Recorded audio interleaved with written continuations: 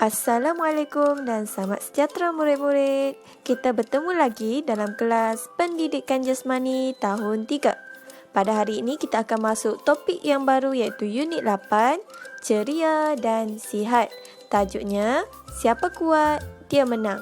Kita akan belajar mengenai permainan tradisional iaitu permainan tarik upih dan batak lampung. Permainan ini adalah melibatkan daya tahan dan kekuatan otot. Seperti biasa, sebelum cikgu terangkan mengenai permainan-permainan tersebut, mari kita lihat objektif pembelajaran kita pada hari ini terlebih dahulu. Di akhir pembelajaran nanti, murid dapat bermain permainan tradisional yang melibatkan daya tahan dan kekuatan otot seperti tarik upih dan batak lampung. Murid juga dapat menjelaskan cara bermain permainan tradisional yang melibatkan daya tahan dan kekuatan otot seperti tarik upih dan batak lampung. Ini merupakan objektif pembelajaran kita pada hari ini.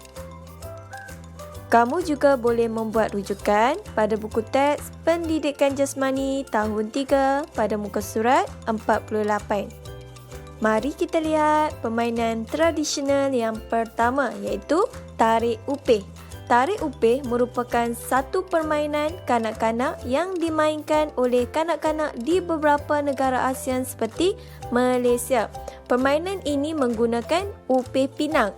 Upih pinang merupakan pelepah atau pangkal daun pokok pinang.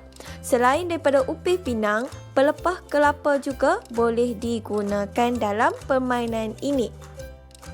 Baiklah murid-murid, mari kita lihat cara bermain permainan tarik upih. Tarik upih ini mestilah dimainkan dengan 2 orang atau lebih. Seorang pemain mestilah menjadi tukang tarik, manakala lagi seorang perlu duduk di atas upih pinang tersebut. Upih ini boleh dinaiki oleh seorang, 2 orang, 3 orang atau beberapa sahaja yang boleh dimuatkan di atas upih tersebut, bergantung kepada saiz upih. Setiap ahli diwajibkan menarik setiap ahli kumpulan di mana peserta pertama akan menarik peserta kedua dari titik permulaan sehinggalah ke garisan penamat. Setiap permainan mestilah ada peraturannya. Mari kita lihat peraturan bagi permainan tarik upih. Yang pertama, seorang peserta akan menjadi penarik, manakala seorang lagi peserta perlulah menjadi penunggang iaitu duduk di atas upih tersebut. Yang kedua, peserta yang sampai di garisan penamat dikira sebagai pemenang. Dan yang ketiga, peserta perlu mengulang semula permainan sekiranya penunggang tersebut jatuh dari upih sebelum sampai ke garisan penamat. Kemudian, penunggang tidak dibenarkan untuk membantu penarik semasa pertandingan. Tolak menggunakan kaki tidak dibenarkan sama sekali.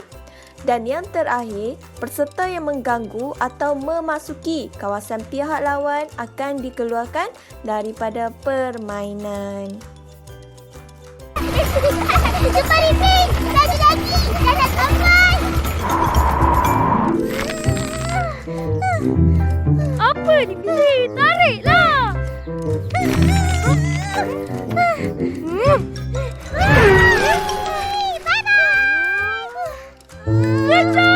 Sekarang, mari kita lihat permainan tradisional yang kedua iaitu batak lampung.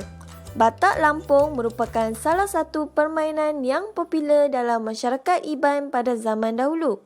Permainan ini sering dijadikan sebagai acara selingan dalam satu-satu majlis keramaian seperti Pesta Hari Kawal. Biasanya, permainan ini dimainkan oleh orang lelaki untuk beradu kekuatan masing-masing. Murid-murid tahu tak bagaimanakah cara untuk bermain permainan batak lampung? Sekarang, cikgu akan terangkan cara untuk bermain permainan tersebut. Dalam permainan batak lampung, terdapat 2 orang peserta bagi setiap perlawanan. Peserta perlulah duduk dan kaki dibengkokkan sedikit dan diletakkan pada papan yang disediakan. Peserta perlu memegang kayu dengan menggunakan kedua-dua belah tangan. Sebaik saja permainan dimulakan, peserta perlu mempertahankan kedudukan asalnya. Sekiranya terdapat peserta yang berganjak atau terangkat dari kedudukan asal, akan dikira sebagai kalah. Seperti permainan tarik upih yang mempunyai peraturannya yang tersendiri, dalam permainan batal lampung juga mempunyai peraturannya. Yang pertama, peserta haruslah bersedia dan berani untuk menerima cabaran. Yang kedua, apabila permainan dimulakan, setiap peserta haruslah bertahan selama yang mungkin untuk mempertahankan kedudukan asalnya. Dan yang ketiga, mana-mana peserta yang terangkat dari kedudukan asal atau berganjak atau menyerah kalah akan dikira sebagai kalah.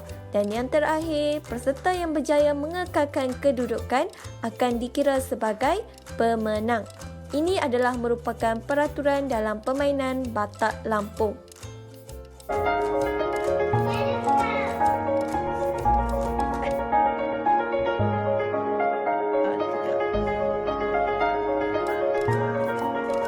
Semasa bermain permainan-permainan ini, aspek keselamatan perlulah kamu titik beratkan.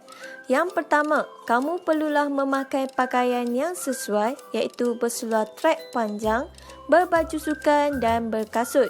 Yang kedua, kamu perlulah memastikan kawasan permainan kamu adalah selamat, iaitu lapang dan tidak mempunyai sebarang peralatan atau benda yang boleh menyebabkan kecederaan. Yang ketiga, kamu perlulah menggunakan peralatan yang selamat seperti kayu dan pelepah pinang.